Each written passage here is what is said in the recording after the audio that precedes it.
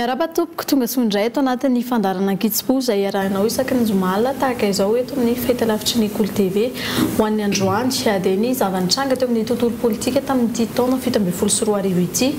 miampy ny aloha hevitra izay mafana amin'izao fotoana izao dia ny mikasika ny lalàna hife ny fifidianana amin'ny taona 2024 no hitondranajevitra tao anatin'ny fandarana androany izay arahana amin'Andriamatoa isan'ny Radanoara Julien manampahaizana amin'ny fifandraisana iraisam-pirenena mpampianatra ary mpandalina politika ihany koa. Miaraba tompoko. Miaraba mivahiny koa sy mpanolotra.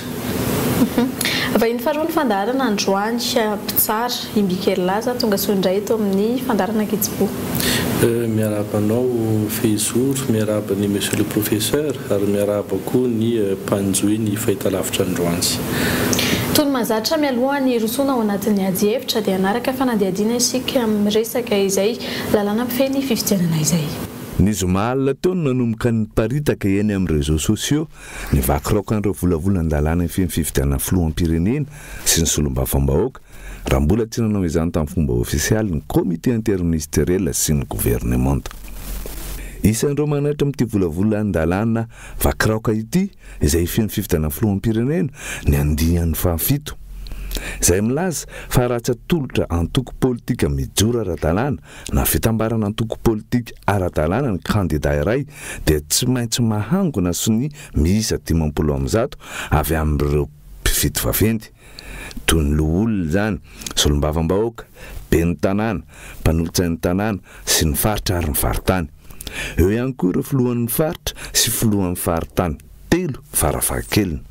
Andian izay hita avy hatrany ho faniliana ireo kandidat tsy miankina izany ary mamevana ihany koa ireo mpifidy vaventy hitakotakalony amin'ireo kandidat tsy miankina manam-paniriana ny hirotsaka ho kandidat filoham-pirenena. Raha tsarotsika tsara ny filoham-pirenena ankehitriny anefa dia isan'ireo kandidat tsy nanana antoko tsy nisy mpifidy vaventy nanohana azy nefa dia izao tonga filoham-pirenena izao. Ity vakiraoka ny volavolan-dalàna ifehy fifidianana filoham-pirenena ity ihany koa ao amin'ny andian'ny faharoa andalana fahafito dia maneho ny tsy fanajana ny hiérarchie de norme eo amin'ny fampiarana analàna ary mety ambolo-korotana vaovao aorian'ny fifidianana aza. Ity andian'ny faharoa andalana fahafito ity dia manambara fa raha tsy tafiditra amin'ny fihodinana faharoa ny filoham-pirenena am-perinasa izay nirotsaka ho kandidat ny ampitsony mba mivokatra dia efa mandraindray ny toerany maha-filoham-pirenena azy ilay kandidat filoham-pirenena tsy tafiditra fihodinana faharoa. Azo hitarafana ny tsy fatokisa-tena mpitondra ankehitriny manoloana ny tsy fitiavan'ny ankamaroany vaaka malagasy azy eo andian'ny faharoa andalana fahafito amin'ity volavolan-dalàna ifehy fifidianana filoham-pirenena ity. Raha io ny tanteraka dia afaka manafoana avy hatrany vokatry ny fifidianana fihodinana voalohany tsy natafiditra azy amin'ny fihodinana faharoa ilay kandidat filoham-pirenena niverina ho filoham-pirenena ka hiteraka tsy fitoniana eto amin'ny firenena izany. Misy toko 7 ary andininy misy 7 ity volavolan-dalàna ifehy fifidianana filoham-pirenena ity. Mbola hitondrana fanazavana aminao eto amin'ny fampalalam-baovana Kolo TV FM no momba ireo volavolan-dalàna ifehy fifidianana avy amin'ny comité interministériel sy ny gouvernemanta ity. Anboantsika ny ajevitra vetrany inona ary no antony tsy namoahana indreny lalàna mifehy fifidianana ho fantapahoaka amin'ny fomba ofisialy izay sady tsy mbola eny amin'ny parlemanta ihany koa Andriamatoa Radanoara Julien. Raha ohatsika mandinika tokony efa ela mihitsy azy zany natao satria efa fantatra fa hoe isy zany ny fifidianana amin'ity 20 sy 2024 ity zany ny filohan'ny republika indrindrindrindra.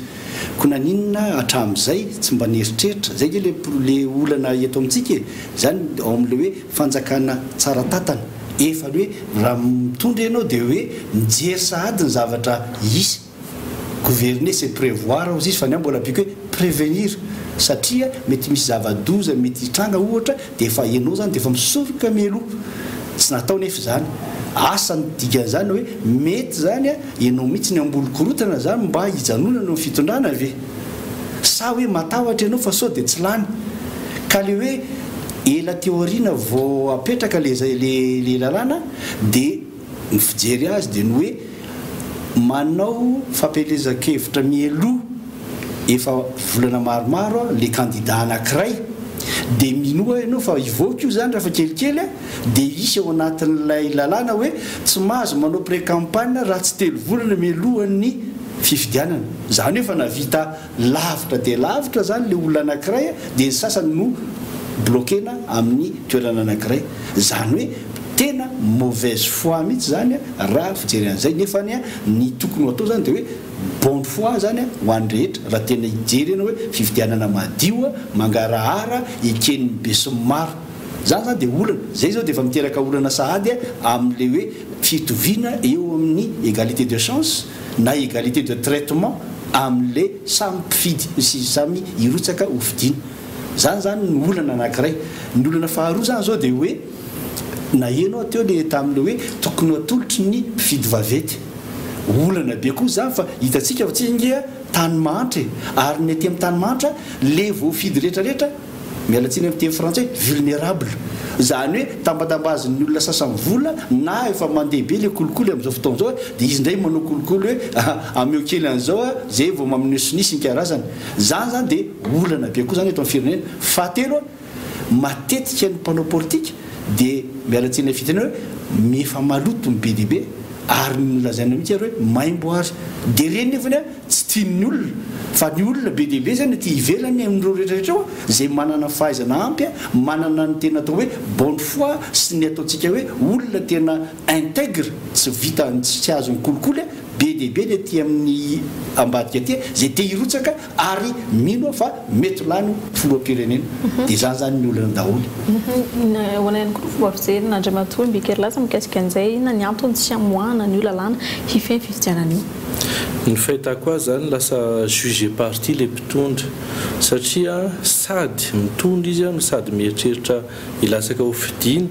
dia izy koa nefa zany manana ilay prérogative de puissance publique afaka manao an'ilay projet de loi dia ataony zany araka ny eritrerina ilay izy mba ahafahany manamoramora zany firotsahany sy mety hoe fahalaniny raha hitantsika ny nanomboka tamin'ny année 2000 reny nisy fiovana ngeza be ny fikarakarana sy ny fanatotosanana zany hoe raha ampifidianana izany matoa zany napetraka reny hoe CENI reny commission électorale nationale indépendante manerana ny indrindrandrindra ny tany aty Afrika dikan'izay tokony ho apetraka amina autorité indépendante zany ny fanomanana indrindraindrindra ny fifidianana ary rahantsika mahafantatra fa ny fanaovana nytony volavolan-dalàna itony dia tafiditra anatin'ilay fanomanana ny fifidianana ka amiko zany kajikajy politika no manana ny fahalanina indray zany fanaovana nytony zavatra itony raha ohatra ka hoe ny entité indépendante no manao an'io mino marina fa voalohany indrindra aloha transparente ilay élaboration les textes mikasika ny élection ny manarakaraka an'izay inclusive koa satria maka ny hevitry ny olona rehetra na ny mpanao politika na ny fiarahamonina na ny vahoaka na indrindraindrindra koa moa zany ireo manam-pahaizana mikasika an'izany lalàna izany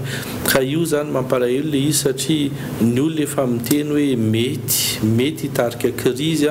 ny fomba fitondrana amin'izao fotoana izao dia mbola miampy indray zany amin'ilay hoe fanaovana volavolan-dalàna zay efa misy kajikajy eo ambadika dia vao maika koa zany hitarika ny tsy faneken'ny be sy ny maro an'izay hoe mety fifidianana hoisy eo sy indrindraindrindra ny voka-pifidianana dia vao maika zany miroso bebe kokotsika mankany amin'ilay krizy voafetra tanteraka ny fahefan'ny CENI tsy afaka amoaka datim-pifidianana tsy maleo tena ihany koa hoe zany CENI ao anatin'ilay hoe fikarakarana fifidianana ankapobeny mihitsy amin'ny lafiny anankiray dia hoe tsy maleo tena ihany nefa moa raha fijery azy tokony aleo tena zany zareo zay indrindra ny tokony anaovana resosikevitra hoe mialoha an'ilay le hoe fivoriana maro samihafa niarahan'ny société civile sy ny olona sasany reto mpanao politika tokony mihitsy ary mbola azo atao rika zany satria fanatsarana no ataontsika ary zany tsy ho ela tsosy nefa mivory ireo tokony miaraka ivory eo mihitsy ny fitonam-pajakana miaraka amin'ny entité maro isan-karazany politika sy ny société civile amin'izay fotoan'izay tsisy fanovana intsony ny zavatra tapaka ao fa tonga dia hoentina iny zany lanina eny amin'ny assemblée nationale fa raha zao mantsy nanjary ohatrany hoe fitapitaka kely madinidinika eny ambadika eny le zavatra nasiana modiny aran'ny vory tao daholo dia rehefa aveo dia hoe misy komité anankiray indray andeha andinika an'ity zavatra ity dia rehefa aveo mivomovy eny an-dalana eny dia hoe efa mivory tao ianareo ka na inona tsy natao tao lefa nisosikevitra sy nikarazana ary tsy voatery zay ozy izy andray an'ny sosikevitrinareo nisy mpitondra amboniny teny an'izany tamin'ny aina amanjay hoe zay ke tsy voatery aka an'izany hevitra zany fa dia hoe efa samy naneo ny heviny dia efa renay zany dia anjaran'ny fanjakana manao hoe tisy ty zany natao zany hoe natao figurant fotsiny daholo le olona tao mba hitenenana hoe responsable tompona ndraiky daholo zay mivory tato ninona zavatra amin'izay satria efa niara-mivory ary zany zao dia tena fitaka be vava ihany koa zany hiteraka korotana ihany koa araka voalaza teo zany satria ny olona tsy ho afa-po amin'ny zavatra natao ary ny laniana andro fotsiny sy laniana fotoana kanefa ny zavatra natao zany dia zavatra efa tany an-tsaina tany efa hoe hiapetraka na iny kidona na iny kiatra mba halany olona anankiray raha zay fa nykevitra zay tsisy fifidianana madio sy mangarahara ve zany amin'ny taona 2024 engany mba ho isy aloha ngamba antsika tsy teny hoe tena tsy ho isy fa mbola manana heritaona moa tsika ahafahantsika miteny ary indrindraindrindra ahafahantsika mitaky ary ho an'ireo zay mihevitra zany hoe irona amin'ilay filatsahako fidianana amin'ilay fifidianana ho avy manana andraikitra ry zareo mitaky an'izay fangararana zay raha mikasika ny seny iny dia mazava fa hatreto aloha tsy maleo teny izy marina fa misy vola zany natokana amin'ilay basket found hoe afana zany mikarakara ny fifidianana fa ilay lalàna le cadre légal mihitsy any no ahitana hoe mangarahara sy tena mirona ho an'ny fandraisana anjarany rehetra ary indrindraindrina fitoviany tantana ny olona rehetra zay irona anatin'ilay fifidianana ny zavatra misy kanefa zao zany hitantsika efa misy sahady le kajikajy politika fa ny tenako aloha dia mino marina fa tokony ho tonga saina zany ny olona rehetra zay mieritreritra fa voalohany indrindra aloha andray anjara amin'ilay fifidianana ary ny faharoa le olona koa mieritreritra fa manana andraikitra tokony ampadio an'ilay fifidianana izay ka anjarantsika zany mandray andraikitra manoloana ny zava-misy Andriamantora Danoara ka zay indrindra le hoe za zany mbola manao sosikevitra ihany hoe avereno indray mandeha le lalàna alohany anaovana le session extraordinaire ny any amin'ny assemblée nationale dia ao mihitsy mifantsakana dia mandinika indray mandeha hoe reto zany satria efa voadinika efa ela tsy mila fotoana ela be tsongy zany satria efa misy efa zavatra naroso teo dia inona ny marimaritra iraisana amin'ity mba tsy isiny zay indrindra hoe mba isiny tsy isiny korotana ary isiny zany hoe mangarahara sy fifidianana ekeny be sy maro mba ataontsika hoe voalohany aty Afrika ngambo zany raha tena izy amin'ny hoe fifidianana raha ohatra ka miaiky an'izay zany fitoram-panjakana hoe anetry tena hidina hiaraka amin'ny rehetrarehetra dia io volavola indray mandeha so dia manoatra le code de la communication teo indray dia anahirana be ny fandehan-javatra tiako tsy piana kely fotsiny fa nanomboka 2011 ny code efa nisy raha ohatra ka ovana moa zany io dia hitantsika hoe miandalana ahoana ny fanovana azy 2013-2014 atsika dia efa nisy fifidianana ny tanterahana zany niaraka tamin'ilay code tamin'iny le izy koa zany anjaran'ilay parti politika sy anjaran'ny société civile koa no mandray ny andraikiny satria raha hitany zany fa nisy lesoka ny zavatra nyseho tanatin'izay fampiasana ny code zay nandritra n'izay fotoana efa maro zay tokony efa mba nanao koa zany zareo volavola na hoe proposition avy tany amin'ny tany milaza hoe ity mety aminay ity tsy mety aminay dia moramora aminy koa zany maneho hevitra ampahibe maso manoloana an'izay fa ny olana koa zany zay ny zavatra misy hoe tsy manao ny asany araka ny tokony izy koa le parti politika satria tsy misy an'ilay culture fa isaky ny misy fifidianana na isaky ny misy fitadiavan-tseza koa zany le parti politika vao mitsangana fa le culture mihitsy zany tokony misy mandavan-taona hoe ity ny fahitanay azy dia mitondra karazana projet de réforme anatin'ilay projet de société entendre zareo ka zay indrindra ny olana eto amintsika zany hoe tsisy manomana zavatra mihitsy hoe politika après coup daholo foana hoe misy zavatra miseho zay vao inona atao fa dia le mba hoe miloha ny zavatra rehetra efa le lazaintsika eto hoe misy fifidianana zao 2018 efa miloha 2018 dia efa nijery hoe inona ary zany natao amin'izany sy ohatran'izany ary zay indrindra ny tena olana tamin'ity le hoe hojerevana hoe asina amendement ny constitution fa gaga zany hoe ay 2017 zany vao namaky constitution zany ny fitondrana nefa ny atram'izay hoe niasa tamin'io ary tsy mahagaga raha hoe misy ny ohatrany hoe fioarapefy violation na lalàna sy ny lalam-panondrenana satria kaiky zany tsisy namaky akory io zavatra io nefa ny olona zany terene hoe mamaky ary io nefa ny a no mitondra ny fiainana rehetrarehetra eto Madagasikara ny lalam-panondrenana ianao mpitondra indray manome ohatra ratsy nefa hoe l'exemple vient d'en haut dia ohatra ratsy indray menao ny olona nefa tokony hoe ny olona zany amaky sy ohatra an'izay ianao indray tsy mamaky any amin'ny farany eo vao mahita hoe Andriamanitra hoe ity misy tokony ho atsoriny ity zavatra ity na tokony ho vany ianao zany tsy nanao an'izany mihitsy hoe zay ny fahavoazana eto amintsika mantsy na izy io na iza zany ka rehefa hoe hitondry jereo koa rehefa misy hitondry tsy miomana fa dia hoe tonga tampoka teo fotsiny daholo indray dia ohatra an'izany foana zany tsika fa hoe misy zavatra tokony ho atao tsy atao zay ke manahirana eto amintsika ary resaka éducation daholo zany zay le fanabeazana indrindra hoe éducation citoyenne tsy ampy be dia be tsy ampy jereo reny mipesta fa dia tsy ampy l'éducation ny éducation citoyenne mahatonga an'ireny zavatra rehetrarehetra dia ohatran'izay ny amin'ny politika dia tsy gakitsika fa isaky misy zavatra zay voataitra misy zavatra voataitra fa hoe inona zavatra mety hitranga ary ohatran'izay koa ty cyclone ity asa koa zany hoe efa tokony hiomana zavatra be dia be tsika fa tonga cyclone matetika isa-taona misy cyclone foana eo vao hoe apio an'izao apio an'izao apio an'izao zay ny olana zay iverenantsika mikasika an'izay rehefa avy eo mikasika an'izay lalam-panorenana izay fa iverenana kely ilay resaka mikasika ny lalàna teo hoe tsy mbola nivoaka ofisialy fa ny mitambazotra tserasera no mivoaka ahitany maro anazy dia avy eo avoaka mifampalalam-baovao ohatra ny hitantsika teo misy no miteny hoe tsy tena reny votoatiny io lalàna io fa fampitahorana sy fakitikitiana ny amboniny sasany tena reny veny no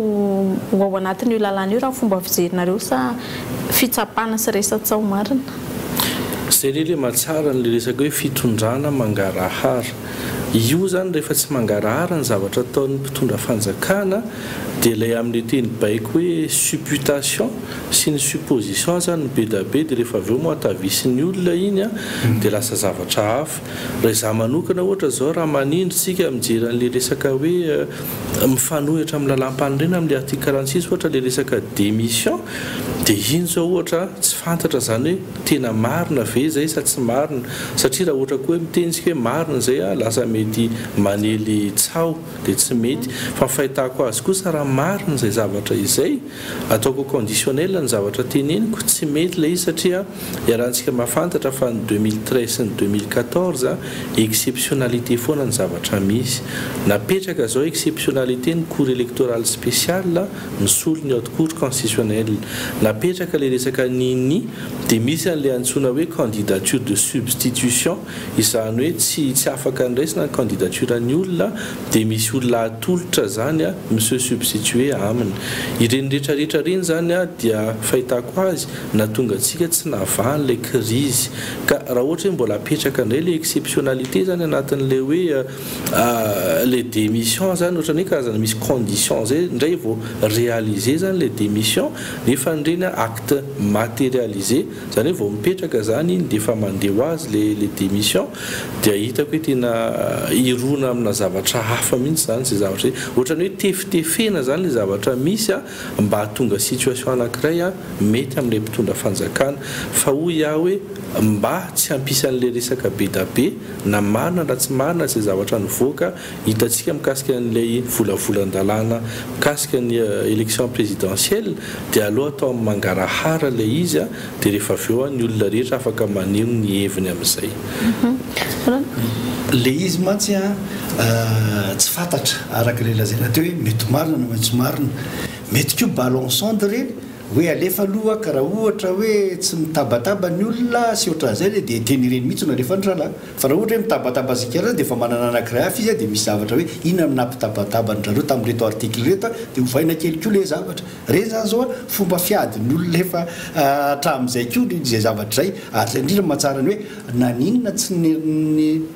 ntis navoaka meloa le zavatra dia mba tsisy an'izany le lazaina teo hoe supputation conjecture à gauche et à droite hoe ary sy ary tompatompany eran'ity tanàna ity fa hoe mba ahoana le hoe tia le zavatra potra marina dia eo tsika no miady hevitra amin'izay hoe ahoana ary ity zavatra ity kanefa manahirana amin'izay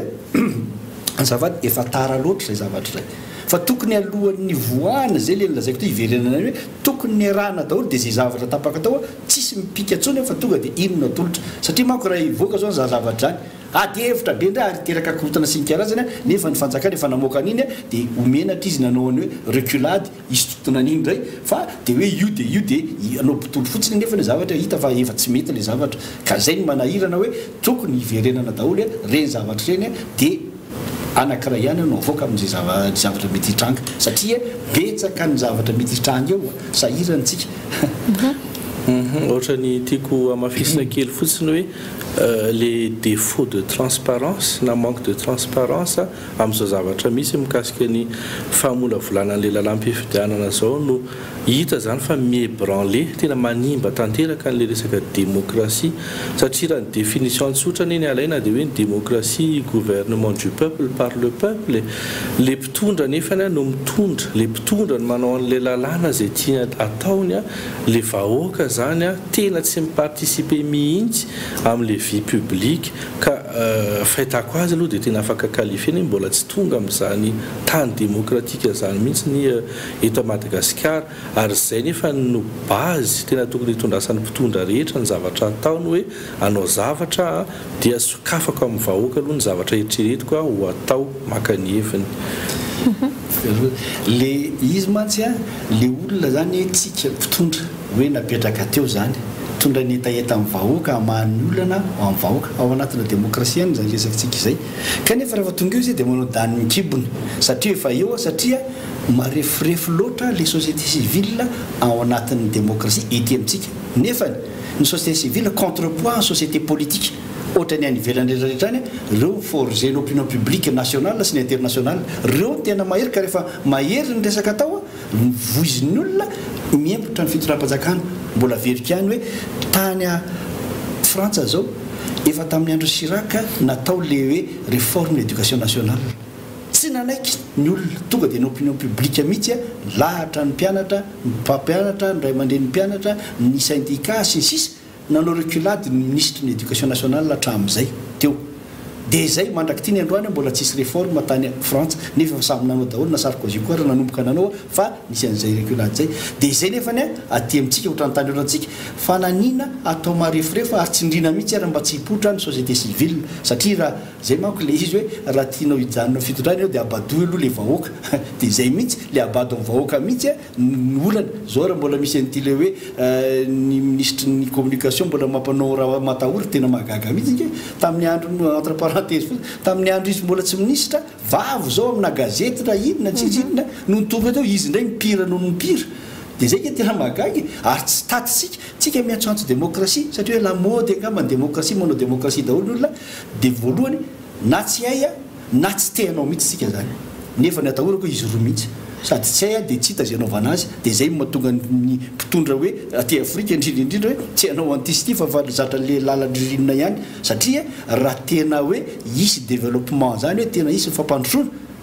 mifanakaiky be lié mihitsy ny démocratie sy ny développement misy fitenena hoe il n'y a pas de développement sans démocratie il n'y a pas de démocratie sans développement tsika tany mahantra raha fa tsy avela démocratie manko liberté hoe fahafahana ka ianao raha tsy ao anatin'ny fahafahana mieritreritra tsisy recherche tsisy fikarohana tsisy invention tsisy créativité mamoron-javatra ianao ohatran'ireny le hoe nanity manao recherche momba fanafody contre ny tuberculose na ny contre ny tony ity abokana zany dia tsy nisy taloha ka raha niteriterereo le olo isaky nanao recherche izy hoe tsy mety zao ahita recherche iny ianao fa avela izy nanao dia amin'ny fa hita amin'ny fahadisoany misy expérience dia hita ho azy nyfantena lasa nisy imagination créativité izy mihitsy manao dia nyroso nahita an'izany zavatra zany ka raha voateritery ny olona ao anatina démocratie sarotra be na isy ny développement amin'izay fotoana zay ary dia zay koa raha tsisy koa nefa ny développement tsisy ny démocratie satria zao ohatra hoe droit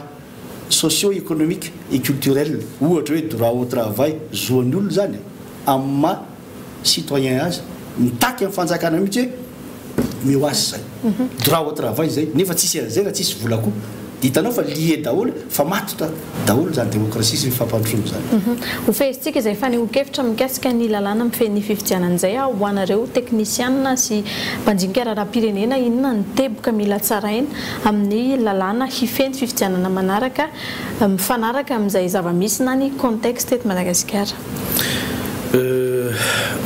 Raha nametraka le comité interministériel zao zareo anaovana le fanovana le lalàna dia 60 jours no nomena. Voalohany indrindra aloha zany le délai imparti fohy loatra satria goavana dia goavana le lalàna zay fe satria fiainan'ny firenena zany mikasika ny hoe fifidianana ho avy zany. Ny faharoa manakaraka an'izay efa nisy zany ataontsika hoe hevitra avy any amin'ireo mpitondra fanjakana sy ny gouvernemanta raha tena misy le projet de loi dia tokony alaina koa zany ny hevitra ny olona rehetrarehetra ny société civile zay tokony contrepoids ary tadidio fa anatin'ny constitution ny be da be ireo institution sy organisme zay miteny fa hoe manendry membre ny société civile participer ao koa zany ny parti politique ao moa indrindra koa zany ireo technicianina tokony alaina daholo aloha le fanehoan-kevitra ary indrindra koa azadiny fa ny vahoaka ifotony ny eto Antananarivo sy ny any amin'ny région rehetrarehetra tokony alaina daholo zany anaovana consultation ny heviny dia zay vao tena alaina amin'izay zany le hoe ity le projet de loi définitif hoentina any amin'ny parlement. Inona teboka mila tsaraina ny lalàna fifidianana raha zay zao dia mbola averiko ny tenika ifatra amin'izay io tsy tokony mihitsy apetraka mazava mihitsy hoe tsika nge tany manitra plafonné zao amin'ny resaky ny CENI teo hoe any amin'ny 100 milliards d'ariary zay rehefa mivoaka gazety hoe tsy mihoatra an'izay zany ny vola ampiasaina iza ny manana an'izany 500 milliards nge zany iza manana an'izany tsisy za aloha tsy manana dia nefa be dia be ny olona zay manana hevitra maro zay ampandroso an'ity firenena ity dia voailika zany satria zay nanao risoriso sy zay tsy fantatra zay nazahoany arena sinikara zay any no afaka ilatsaka zany hoe amiko zany tsy tokony isy fampiasana vola mihitsy areo satria ny olona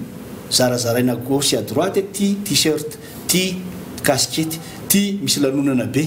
dia voavidinao amin'izay ny olona satria ny olona conscience politique ny olona amin'ny tany mahantra ohatran'izao mbola tsy dia lasa lavitra loatra fa mbola vulnérable araka ny razantsika teo ny olona ao amin'ny tany mahantra dia nidikan'izany raha ny tenako mandinika zay dia hoe tsisy fampiasam-bola mihitsy naray fa débat amina hainao manjery télévision mbola zaraina radio manivelle ny vahoaka malagasy radio manivelle zany ny sinoa zany mahazo ny rehetrarehetra zany dia mba mihaino ny olona hoe ny hevitrianina kosa ohatran'izao hoentinay izy Madagasikara samy manazava amin'ny projet de société ny eo hoe raha zany no lasa filohan'ny république ataoko an'izao sur le plan politique sur le plan économique sur le plan socio-culturel sy ny resaka irasam-pirenena zao ny lalantsika tsy nisy an'izany ny olona tamin'le 13 candidat latsaka teo zao iza tamin'ireo mba nanazava amin'ny projet de société ny tany ambanivohitra tsy nisy fa tonga dia hoe na lavalava ny tian'le olona na fofoy na botabota na mahia na mahay mandia na mahay miresaka na mizarazara zay ihany fa tsisy nanontany mihitsy hoe hoentinao izy moa zay nga candidat raha ohatra ianao lahany eo tsy nisy mihitsy na ray ary dia zay ke mahatonga le décalage hoe afa mivokatra ty amin'ny tanàn-dehibe rehefa mivoaka ary afa mivokatra any ambanivohitra rehetra zay maro anisy nefa maro anisa tao anatin'ny abadona reo olonireo dia na ny communauté internationale ke raha fa tena hoe hijery hiapprécier le voka-pifidianana dia izy najerevana vokatra any amin'ny tanàn-dehibe ihany satria raha milatsaka hoe raha koto rasoa rabe lany rasoa aty amin'ny tanàn-dehibe miakatra mivokatra any ambanivohitra irakoto ny lany zany nefa olona rakotolany io olona tsy tao anatin'ny ataontsika hoe tsy nanana éducation firy tsy nanana information firy ny olona mifidy azy dia lasa ohatrany hoe manahirana be miresaka an'izany dia lasa misy mifanonganam-panjakana any ary izy moa manonga-panjakana fa ngany any ambanivohitra lanjangady lanja sobika hoe asory any fa le olona efa mana conscience politique efa lasa ambony aty amin'ny tanàn-dehibe zany ny olana daholo zany dia izay indrindra hoe ny information aloha tena alefa be dehibe raha Madagasikara fa tsy hoe akatona indray ny hainao manjery sasany satria hoe verana indray satria hoe manahirana miresaka ataon'ny ralahy zany ny manahirana daholo dia zay zany voalohany indrindra hoe tsy tokony hampiasa vola fa dia débat no atao faharoa le mangarahara teo hoe tena atao mangarahara daholo zay zao manana olona afaka mihitsy ny teny izy hoe en 5 heures dia afaka azo ny voka-pifidianana eto Madagasikara rehefa mampiasa ny haute technologie za mba naka recul kely zao aloha atao 10 andro raha vita zany vetivety kely daholo zavatra rehetra io reke ozy sary message fotsiny rehefa hoe misy olona tsirairay olona atokisana sy ihany ny anan'ny bureau de vote isakany zany vetivety kely defa azo io zavatra io fa atsika moa tsy mampiasa an'izany ny olona mampiasa an'izany ny olona fa raha vao tsy mampiasa an'izany ianao dradraidray sarotra be ilanja urneran'ny tanàna hoe tia mivoka-pifidianana eo amin'ny elakelaky ny lalana fotsiny eo misy tourna dia efa misy misakana vola sa urne aina sa urne zany dia ianao zany ny olona any ambanivohitra zao efa lafo be ny vidim-piainana aloha ny mandray vola kely etsy ino ny vatanareo izy eto mandeha any tanao zay le manahirana zay isan'ny resaka nisongadana tato anatin'ny telo volana faran'ity taonty ihany koa ny fikasana ikitika lalam-panorenana mialohan'ny idirantsika amin'izay ajefitra fikitihana lalam-panorenana izay manahoana aloha ny fanajana ny lalam-panorenana eto amin'ny firenena hita taratra eto amintsika fa izany hoe tany-tandalàna ny tany-tandalàna manko zany dia hoe ny olona rehetra sy ny mpitondra dia sady voafehan'ny lalàna no manaja an'izay lalàna izay raha ohatra ka miainga amin'ny zava-misy zany no ahafahantsika mamaritra hoe misy le fanajana ny lalam-panorenana sa tsisy dia atombokontsika voalohany indrindra aloha amin'ilay fananganana ny haute cour de justice efa feny daholo zany efa vonona ny rafitra zay afaka hoe miditra mameno an'ilay haute cour de justice fa tsy natsankana izay rafitra zay nefa ny lalam-panorenana milaza fa heri-taona aoriana ny fianianana ny anaovana an'izay eo koa zany le resaka hoe conseil économique et social ny inspection générale de la justice be da be zany ny rafitra zay lazainy lalam-panorenana fa tsy tokony hatsangana nefa tsy natsangana raha mikasika koa zany ny resaka hoe bonne gouvernance eo koa zany vao nanomboka dia efa tsy voahaja zany reny article rehetrarehetra mikasika ny fametrahana ny prime ministre lehibe any gouvernement ireny mazava tsara zay zavatra zay fa tena tsy najaina le mikasika ny déchéance koa zany raha ohatra ka ny député mamadika palitao zany hoe lany amin'ny antoko politika anankiray izy dia rehefa avy eo mivadika antoko politika hafa na mamorona mihitsy ary antoko politika vaovao anatin'le législature zay zavatra zay dia nisy daholo nefany lalam-panorenana milaza fa misy déchéance tadidio fa tsy ny lalam-panorenana ihany milaza an'izay fa na ny lalàna mikasika ny sénat dia milaza ny déchéance lalàna mikasika ny mifehy ny antoko politika dia milaza n'izay déchéance zay izay rehetrarehetra zay zany dia afahana milaza fa tsy voahaja ny constitution raha ohatra indray tsy mikasika fotsiny zany zay zavatra zay fa ny fitondrana indray dia hitantsika fa ny resaka liberté d'expression liberté de la presse ianareo nga mpampanao gazety matianina mahita fa betsaka ny fanitsakitsahana n'izany zavatra zany eo ihany le hoe code de la communication lazainy zareo fa hoe liberticide fa na ny resaka fanidina na tsy famoahana an'ireo aina manjery rehetrarehetra ireo ny fampitahorana ny mpanao gazety ny fampiasana na fampiarana ny lalàna mikasika ny cybercriminalité izay hita fa ohatrany hoe mihoatra loatra ny fomba fampiarana n'izany zavatra zany dia hita fa miteraka n'le tsy fanajana ny lalam-panorenana amin'le hoe liberté d'expression sy liberté de la presse ka za zany mahita fa mbola lavitra zany hoe tany-tandalàna ry izy io ny zavatra iainany tsy hoe apetraka indray dia tafapetraka dia izay fa anaty kolotsaina io ary zavatra iainana anatin'ny fiainam-pirenena ray manontolo mihitsy fomba fijerina andriamatora Danoara le hoe tany-tandalàna marina le voalaza teo hoe tokony eo ambany lalàna daholo ny rehetrarehetra fa toy misy teboka anakiroa hafa koa voalohany dia ny hoe tokony anaiky zany amin'ny fitondrana izay mpitondra eo fa misy lalam-panorenana ao zay milaza ny reto hoe zo fototra zay tokony ho ajaina zay zany zao dia fa anankiray zay betsaka nefa zavatra fisehon-javatra teto amintsika tsy navely lahatra ny olona tsy naveny heviny ny olona sisisisisy hitantsika angambyreny le hoe resaky ny DFP sy karazany tamin'ireny fotoanandro nangataka nefa zany ao trano mihidy zany hoe anio hevitra dia tsy navely fa inona loatra no atahorana raha izay teboka voalohany le nitenen'ny matoy mbiky mpitsara teo zany le hoe le tokony ambany lalàna fa zay le teboka faharoa hoe tokony ajaina koa le voalaza ny lampanireny satria zany zo fototra ao anatin'ny lampanireny. Fahatelo le hoe ny famelana mpitsara anao ny asany ny hoe intervention du juge zay io zay ao anatin'ny tandalana zay zany pouvoir judiciaire zany nge ka fa hoe fahefan'ny mpitsarana fa tsy fahefan'ny mpitsara samy hafa be koa zay fahefa-mpitsarana no izy dia efa voasoratra anatin'ny lalam-pandreny zany séparation et équilibre des pouvoirs. Raha dikan'izany raha hoe mamela mpitsara ianao satria ireo zany ao anatin'ny tantandalana ny mpitsara ny tena mijery ny zava-misy marina hoe mety ve ty sa tsy mety mifanaraka amin'izao lalam-pandreny ty sa tsy mifanaraka dia tokony mihena amin'izay zany le ataontsika hoe zay hoe fahefa-mpitsarana zay. Ao anatin'ny fahefa-mpitsarana manko dia le hoe le nitakin'ny mpitsara raha amin'izay le hoe ny fahaleovantena indépendance du juge raha izay fa ao koa le hoe tokony amafisina nylay principe anankiray hoe principe de présomption de la présomption d'innocence dia tsika manko lasa exception mihitsy ary zay hoe le olona hoe innocent zany fa tokony tsika dia mandat de dépôt tonga dia voajery dia fa ary zany no misy antony be dehibe koa mahatonga an'izany. Ary fahatelo zany zao anisany dia ny hoe fanamafisana koa droit de la défense zany nge tokony apetraka daholo zany ao anatin'ny tandalana daholo zany dia ireo zany zao efa napetraka le mpitsara hoe tokony anana an'izay maninona mpitsara mbola mitaky ary amin'izao fotoana zao hoe meo fahaleovantena zay ary nahoanany hoe raha hoe tena misy équilibre ny pouvoir mbola mitsabaka foana ireo. Attention, séparation et équilibre satria manko raha vao tsy misy équilibre fa séparation fotsiny raha vao tsy mitovy ny hery tsy maintsy mitsabaka foana matanjaka zany hoe fahefanam-panatanteraka hitsabaka foana raha vao osaosa reto zavatra reto. Anjara ny fanjakana zany mijery roviny zany napetraka ary tsy voalaza antsika teo koa kamany hoe ahoana ny mpanohatra zay voalaza lalam-pandrena tokony anana ny toerana izy ao anatin'ny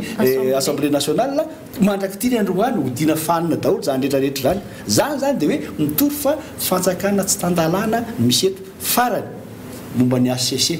Rôle ny ACC ika normalement dia hoe fonction juridictionnelle zay en principe zay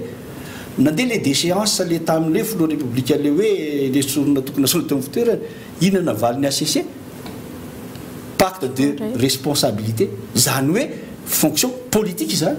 taiza nisy lalàna zany hoe pacte de responsabilité fa dia politique fotsiny zao zany zavatra zany hoe nahodiny zany hoe nana fonction hafandray zany izy io le ataondrala hoe fonction contentieuse zany hoe manandrana manao miarondira miaménager ny susceptibilité le sasany rehetrarehetra ao anatin'izay zavatra mety hitango zay ao anatina ady lasa any amin'tsizy zany lay fonction lay haute cour constitutionnelle zany zao rehetra zany ke dia va hoe fanjakana tsy tandalana daholo zany. Herintaona mialohan'ny fifidianana sika izao fotoana ny fanovana sy fanitsina lalam-panorenana ve anjaran'ny filoha ankehitriny ihany koa ve ny tokony anatanteraka izany tongoty rehefa nandeha moa zany ny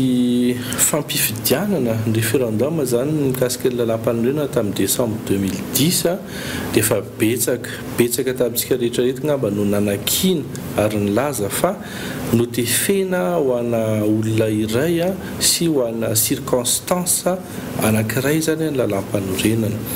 tanatin'izay fitotaona hiditra valo taona moa zany ny ainatsika tanatin'ilay lalam-panorenana zay na dia voalaza fa nanomboka taty amin'ny 2014 vao tena nanomboka ny 4e république dia hita fa betsaka zany ny zavatra anatin'ilay lalam-panorenana mifanohatra amin'ny tokony ho izy misy ny tokony ho esoritra misy ny tokony hatsaraina ary misy ny tokony ampina ny olana fotsiny zany dia mipetraka ilay hoe anaovana zavatra anatin'ny fahamezana iarahantsika mahafantatra fa ny lalam-panorenana zany tokony natao aharitra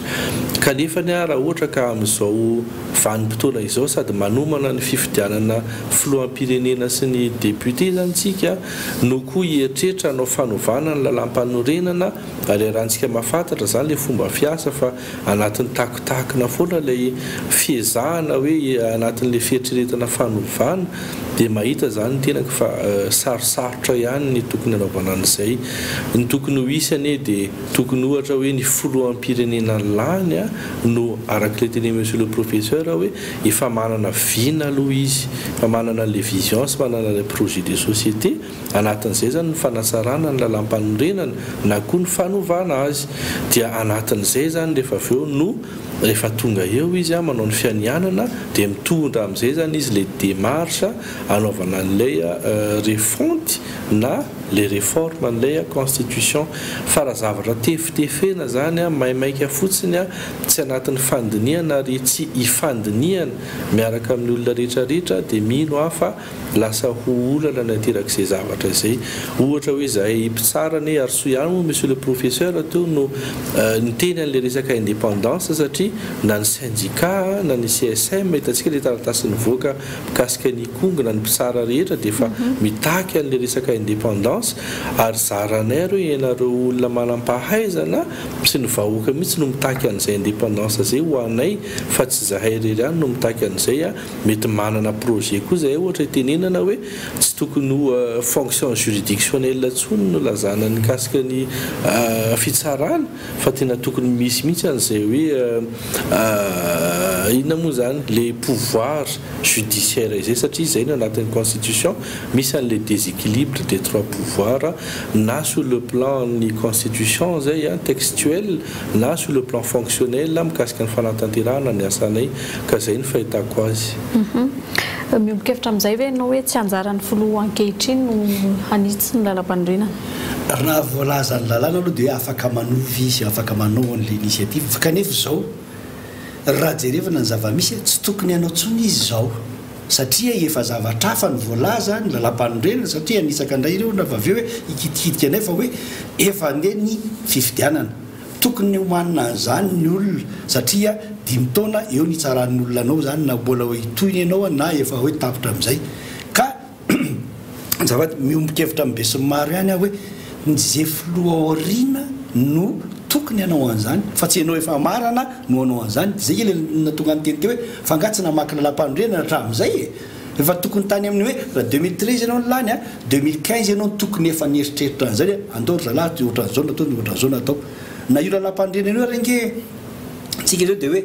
état unitaire décentralisé avec des provinces autonomes terme samy hafa daholo zany zay tsisy mahafantatra be somary olona ny anatra zao raha nytanina tsy mahafantatra vao mainka fa ny ambanivohitra fangaro vorako daholo na ny décentralisation na ny fédéralisme zany ny tokony avahana daholo zany ary rôle ny parti politique ny tokony hanao an'izany manabe vahoaka satria izy iaspiré hitondra ny firenena tsisy manao zany fa tonga dia hoe fédéralisme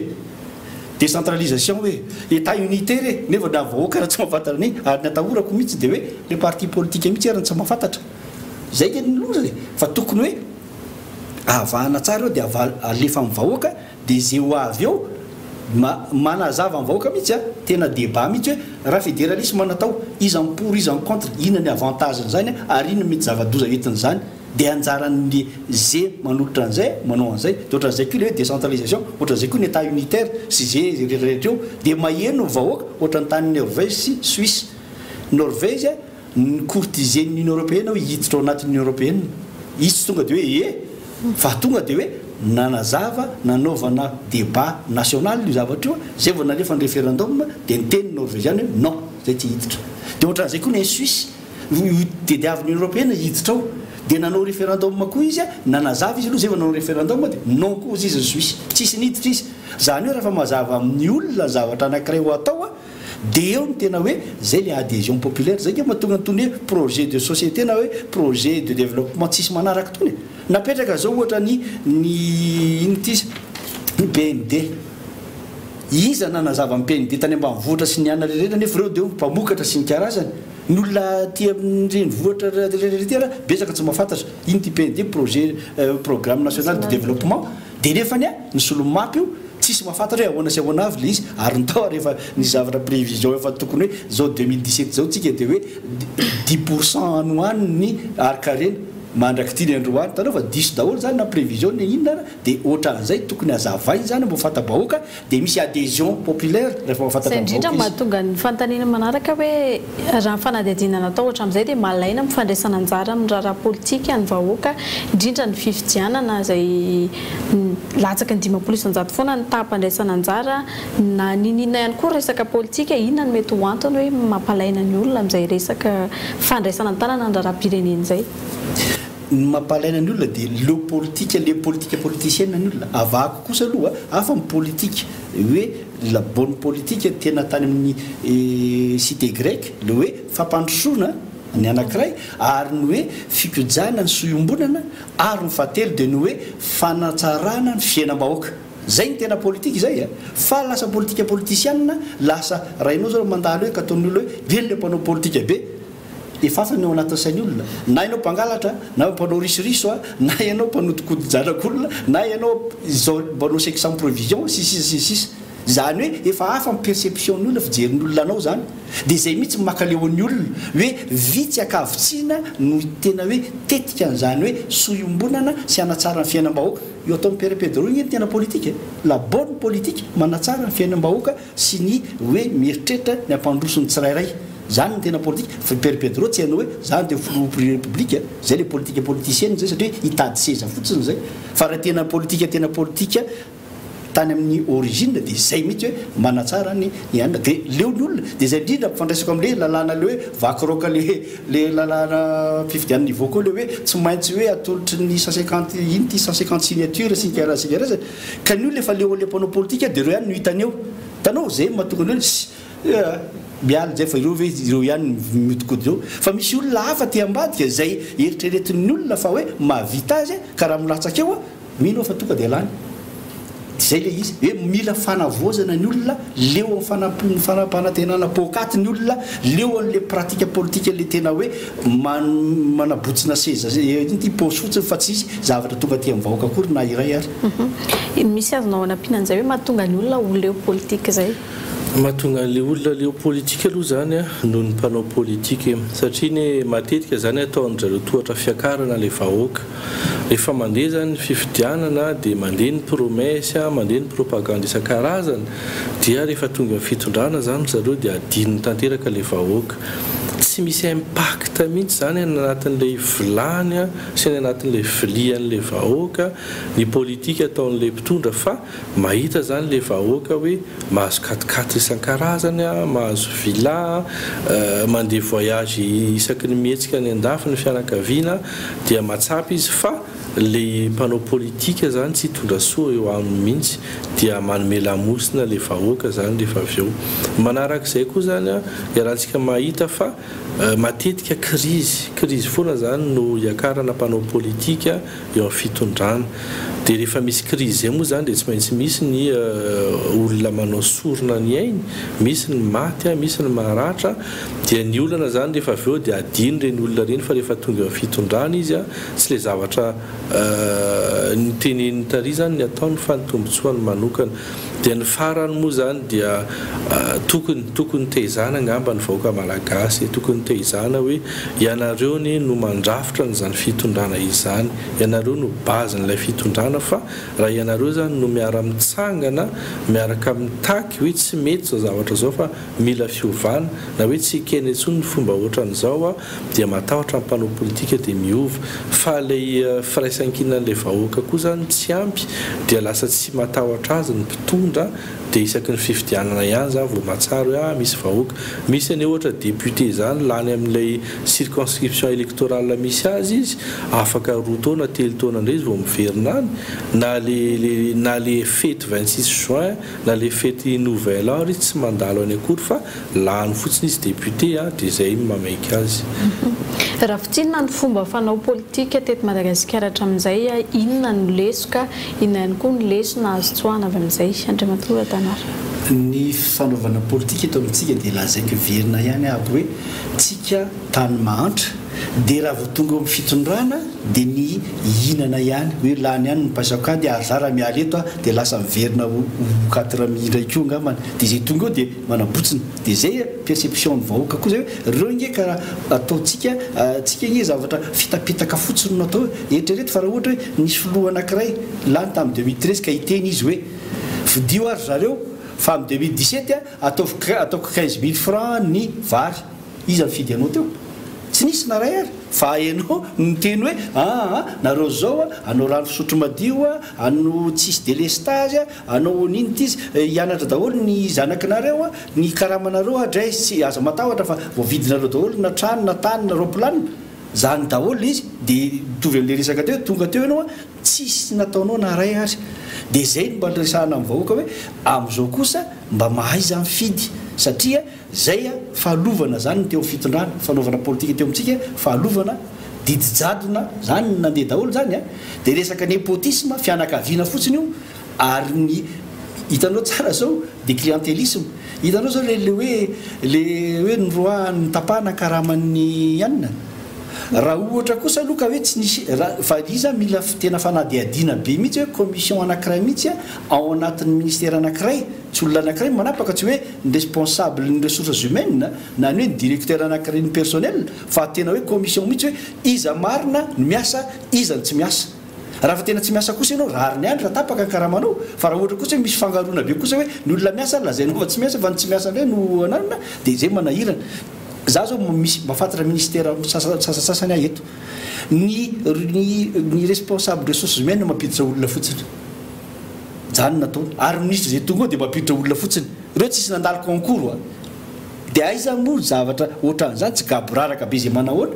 zay nge le izy ary ny sasany dia tonga dia hoe régularisena fotsiny situation satria namanamana sy nianina teo le zavatra dia zany makivy ny olona daholo zany zany fanaovana politika ohatran'izany mauvaise foi zany koa point anankiray mauvaise foi amin'ny mpanao politika fa tsy hoe mba hoe tena anao zay zavatra asoa amin'ny vahoaka sy tena hitan'ny olona hoe tena miasa ianao zao mba mahafinaritra kely fotsiny dia hoe ny be ny tanàna sasasasany zao efa mahatsapa an'izany zany hoe manao n'le tamberina ndraikitra zay zany redevabilité zay zany tena zava-dehibe zay ao amin'ny vahoaka raha tianao mbola hoe hiparticiper amin'izany chose publique zany ny vahoaka dia tena atao ampisehovy azy fa tena hoe mikarakara azy ianao mandoha etra izy inona ny valiny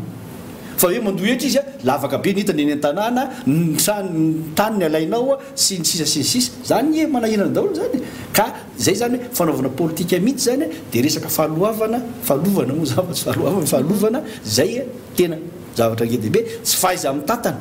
zany koa eo anatin'izany ary tsy fanajana ny olona amin'ny maha olona azy le dignité humaine mihitsy problème eto amintsika koa zany satria tsisy miraraha an'izany hoe ahoany mpitondra hatramin'izay ka hatramin'izao tsisy niraraha zany ahoany ty dignité humaine ty le maha olona ny olona daholo ny reo entinao reo ary ianao tsy tonga teo raha tsy le olona zay niverinao fa tsy olona zany olana daholo eto amintsika zany fa mitam-bahoaka zany ny ety an-daniny inona ny lesina azy tsoana amin'izay fomba fanao politika teto Madagasikara zay tokony mijery bebe kokoa mikasika ny etika politika zany ny mpanao politika tsy ny mpitondra ihany fa zay mpanao politika rehetra na ny mpitondra na ny mpanohatra na zay hoe manana an'ilay neutralité satria zay foana ny averimberiko hoe rehefa tonga eo ry zareo dia adininy tanteraka zany tombontsoa ambony firenena sy tombontsoan'ny besiny maro fa ny azy ihany zany no fantany mampalahelo ny ohatra hoe mijery ianao hoe misy proposition de loi hoe mikasika ny resaka retraite ny député ohatra efa ny mandat électif any izy zavatra zay fa maninona raha mitodika bebe kokoa amin'ilay tombontsoam-bahoaka eo koa zany rahantsika mahafantatra fa raha ohatra ny loi de finance sy reny lalàna rehetra lanina reny any raha mitodika bebe kokoa amin'ny fampandrosoana ifotony dia tsy misy an'izany hoe anatin'ny tapakandro na iray andro ny loi de finance dia lany fa izay éthique politique iarahan'le hoe sens de la responsabilité zay satria matoa ianao nametrahana fitokisana amin'ilay fifidianana dia heverina zany fa ianao no afaka hiaro an'ilay tombotsoan'ilay vahoaka sy ilay tombotsoan'ilay faritra na ilay firenena izay soloanao teny. Manarakaraka an'izay dia tena amiko aloha mampitsara manandanja ngeza be le fametrahana an'ilay pouvoir judiciaire. Dia raha antsika mahita fa ny resaka gestion na finance publique, ny fanodikodinam-bola mpanjakana, ny abus rehetrarehetra amin'ny zavatra ataon'ny fanjakana, ny fitsarana raha manana an'izay indépendance-ny sy le pouvoir judiciaire izay dia mitsara n'ireny olona rehetrarehetra reny. Ny tany mandroso aneny mampandroso azy eo ihany le toe-tsaina madio amin'ilay fomba fitantanana, fa ilay mpitsara koa miteny fa tsy mety ny ataonareo tsy manara-dalàna ianareo manapatra ny fahefana napetraka aminareo ianareo dia manasazy izay mpitsara mba ahafahana mamerina ny volam-panjakana izay nalainareo mba ahafahana manafoana an'ilay didy izay manitsakisaka ny tombotsoan'ny vahoaka. Ka anatin'izay fanomezana ny pouvoir judiciaire izay koa nefany izay mpitsara tsiraidray tokony matsapa koa manana conscience fa mavesatra be ilay fahefana nomenanay hitsara amin'ny rariny sy amin'ny hitsiny. Ka ny tombotsoan'ny firenena mihitsy zany ny ankinan'izay conscience sy ny etika ny mpitsara izay hoe tsy tokony zany ny mpitsara mampiasa n'ilay fahefana eo am-pelantanany amin'ny tombotsoany manokana, ary tokony ho tonga saina izy fa ny fampiarana ny lalàna amin'ny rariny sy amin'ny hitsiny ihany ny ahafahantsika zany miala anatin'izao fahantrana. Ary le fahantrana tsy vitany hoe ara ekonomika ihany fa fahantrana ara-tsaina ihany koa ny misy eto amintsika eto. Mifarana ihany koa amin'izao fotoan'izao ny mandat, mamarana ny mandat ny fitondrana ankehitriny hiatrika fifidianana amin'ny taona ho avy inona no reo misy foana ny hoe fitokanana zava-bita, ny fitenenana an'ireo zao no ezaka tratra tamin'ity taona ity misy marina ve ny mahakasika mivantana ny vahoaka, inona ihany koa no mety hoe azo niraisina tao anatin'izay mandat zay? Zao aloha zany ny mpitondra rehetrarehetra raha-tany aloha amin'ny lafinanakay mitsaina tsy miangatra, misy hoe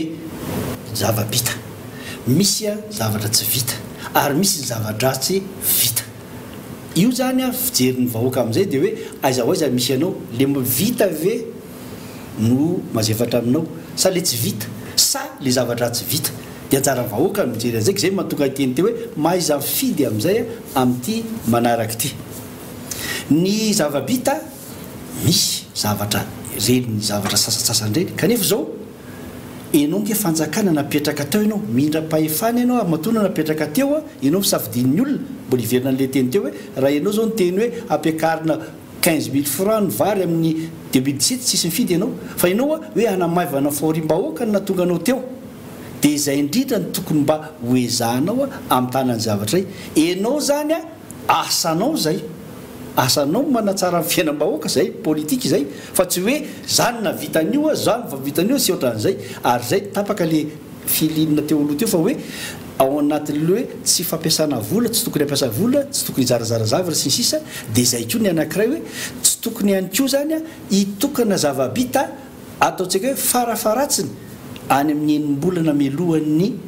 fifidianana. Tokony herintaona mihitsy ary fa ny directeur ake dia afaka mitokana an'ireny, directeur général ake dia afaka mitokana an'ireny amin'ny ministère, ka nahoana tsy matsy folo amin'ny république no hitokana an'ireny. Zany hoe ampisehoana ny vahoaka fa hoe ty zava-bitako zay edika zany dia hoe fidio mbola noy fa nefa zany raha mieritreritra ny vahoaka hoe rahanao nge io ianao tokony anao an'io ary tsy tokony hieboebo amin'izany ary anao satria ianao mihitsy tsy mahavita ary ianao ny tena loza, fa ianao tokony havita n'izao zao. Dia raha teny an'izany ianao ny olona nefany dia ny mpitondra manko dia teny mihitsy hoe tsy maintsy ampiseho vahoaka zava-bita sy karazana. Dia mbola veritrindray manao directeur ake dia afaka manao an'izany hoe tia vita nitokanana sy ohatran'izay, fa tsy ianao zay candidat no anao an'izany zavatra zany. Satria ny olona sasany izy nge tsy eo amin'ny fitondrany normal be raha tsy navita inona satria izy tsy eo amin'ny fitondrany. Zay le izy fa mivola rehetrarehetra sy ny fananana any aminao zay mpitondra dia obligation nao zay ary le redevabilité lazaintsika eto hoe tokony hipetraka bebe kokoa ary zay ampiseho amin'ny vahoaka zay efa hatriny ely ianao tokony anao an'izany fa tsy ohatran'izao koa zany mifandehan-javatra. zay zany hoe zavatra important tokony ananana zany dia hoe ianao tsy tokony hitokana an'izany ntsony mihitsy fa dia olonafa ao ministère no afaka anao an'izay satria manjary différence de traitement be par rapport amin'ilay candidat maro zay ho avy eo. Mbola mendrim-pitokisana ve ny candidat ny antokony fitondrana ankehitriny amin'ny fifidianana manaraka? Anjara vahoaka ngamba ny mamaritra an'izay rehefa mandatsa bato izy any anatin'ny urne fa tiako tsindriana fotsiny zany voalohany indrindra aloha asa andavanandro ny mpitondra ny miasa sy manao fotodrafitrasa sy mampandeha ny fiainany andavanandro ny vahoaka. Le fitokanana zany lasa ohatrany hoe manana caractère exceptionnel foana nefany asa tokony ataony andavanandro. Manarakaraka an'izay amin'le resaka hoe égalité des chances sy traitement raha be loatra zany le utilisation na prérogative de puissance publique tsy mety satria tokony mitovy zany ny candidat rehetra. Dikan'izay zany tokony fotoana lavitra be alohan'ny fepitoana anaovana fifidianana dia efa tsy misy an'ilay fitokanana atao anatin'izay zavatra zay. Inona moa ny antony reny zavatra reny na ny antony démission dia hoe ny zavatra atao mety misy influence amin'ilay vote n'ilay olona ka nanontany ianao hoe mendrim-pitokisana sa tsy mendrim-pitokisana le fitokanana be da be sy le pré-campagne reny zany no hitondrasan'le mpitondra hoe ampisehoan'le mpitondra hoe mendrim-pitokisana izahay satria izahay dia mahavita zavatra be da be dia hotokananay mba ho fantatrareo. Zay zany le pré-campagne dia lasa misy influence amin'ilay vahoaka le izy lasa mieritreritra sady izy hoe ay alôry zareo fa zareo no mahavita azy ka zay le tiako tenenina hoe alô lay projet de société no hoentin'ny candidat tsirairay ary indrindra le loi 2011-012 mikasika ny parti politique io dia tokony hamafisana satria na le resaka financement ny parti politique na le resaka financement ny campagne électorale na le